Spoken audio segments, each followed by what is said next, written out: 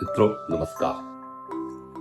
ભીમસેને કુરુક્ષેત્રના મેદાન પર પૌંડ્ર નામનો મહાશંખ વગાડ્યો. પણ શું આ શંખ માત્ર એકલી ગર્જના કરવા માટે હતો કે એની પાછળ કોઈ આધ્યાત્મિક રહસ્ય છુપાયેલું હતું? તો તમે જાણો છો કે ભગવદ્ ગીતાના પહેલા અધ્યાયના 15મા શ્લોકની અંદર ભીમસેને પૌંડ્ર નામનો મહાશંખ વગાડ્યો એવું વર્ણન આવે છે. પણ આ પૌંડ્ર નામનો મહાશંખ શું સૂચવે છે?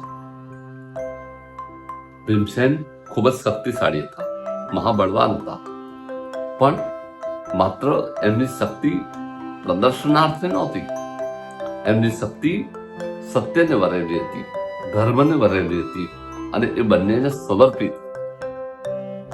તો મિત્રો, જીવનમાં આપણે શક્તિ તો મેળવવાની છે, શક્તિશાળી બનવાનું છે, પણ આપણી શક્તિ એ હંમેશા ધર્મ અને સત્યના માર્ગે વપરાવવી જોઈએ અને સાચી કર્તવ્યના માર્ગે વપરાવવી જોઈએ.